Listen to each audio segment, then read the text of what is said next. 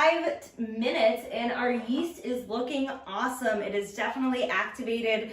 I don't know if you can see it from right there, but it is very foamy on top with about maybe a ½ inch of foam all the way around. Our yeast has been activated. It is ready to go, and we are ready to move on to phase 2, which is our dough preparation. So I'm gonna put this off to the side.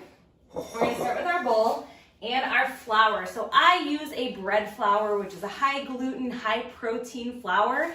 It's gonna give our dough some really good texture, and when it's baked, it's gonna be chewy, it's going to be soft, it won't be so cake-like. So bread flour with that high protein and high gluten content is the way to go. So all of your flour is pre-measured out. You will not need any more flour than I have provided for you, and depending on the weather, you might not need all of it.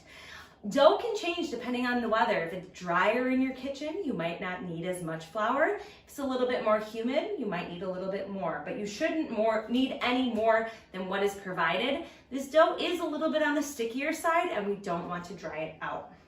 So we're gonna get started. So take your scoop, and you're gonna want to get maybe like 1/4 of your bag. That looks good. Maybe a little bit more just to start. Put this off to the side. You're gonna take your sugar number 2. Like I said, maybe I didn't say this yet. This dough is a little bit sweeter. It's on the sweeter side. So I use a good amount of sugar. If you don't love a super, super sweet dough, you don't have to use the whole sugar. It's not super sweet. I shouldn't say super sweet. You don't have to use the whole sugar. You can eliminate some of the sugar. You can also try to substitute some honey and kind of play around with it that way if you prefer also. So your sugar is added.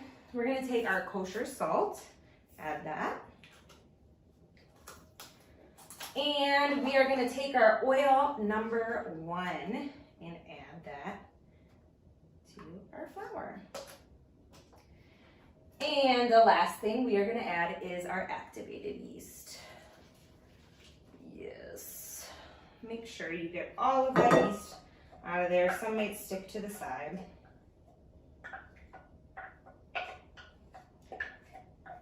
Just like this.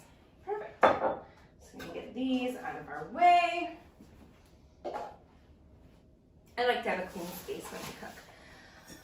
All right, so you're going to start incorporating all of that liquid with the flour in our bowl. Now, dough is delicate and it's forgiving kind of at the same time. It's fickle. But you don't want to mix it too much, just enough until all of that flour is incorporated. And you have this start to your dough. Now it's going to look a little bit lumpy, and that's okay. We're going to keep adding our ingredients. So next step is I'm just going to use the same measuring cup, and we are going to take 2 of our eggs. I like to crack them one at a time in my measuring cup just to make sure there's no shells. Now 1.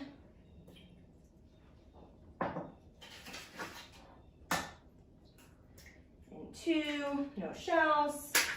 I'm gonna save those, the last one for later. Pour that in there, and we're gonna take another scoop of flour, I would say another 1/4 of our bag, and put that in there like that. Move that off to the side. We're done with our measuring cup. You can put that into the sink. And stir. Make sure you want to puncture those yolks so they fully get incorporated into that dough.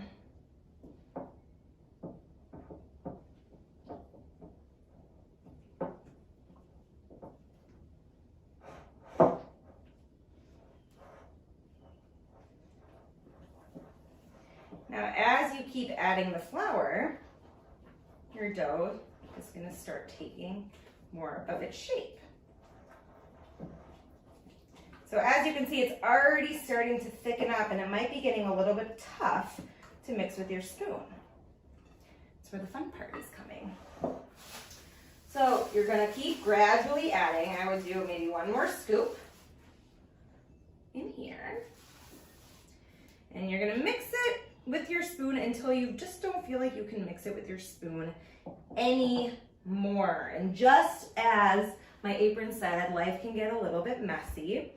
Now is the time you might get a little bit messy, and that's okay.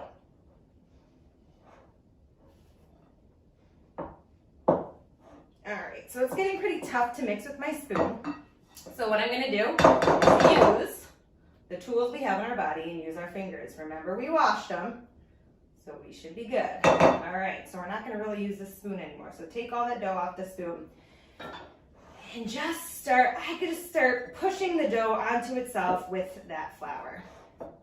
Now it's gonna be pretty sticky inside and your fingers are gonna get all full of dough. That's okay.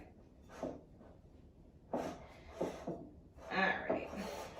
So once it starts pulling off the bowl, you can actually take your dough off onto the countertop. Once it looks like this. And I like to kind of scrape inside my bowl and get all the dough and all the flour that's left inside. And make sure it all gets incorporated into my dough. So we're done with that for now. So, like I said, your dough is pretty sticky. Oop, got some on the side there. So you're gonna keep adding your flour as you need it, only as you need it. Remember, you don't wanna overwhelm your dough with flour. So, I'm just gonna take a little at a time. Oh, I have dough everywhere. And you're just gonna keep folding it in to itself.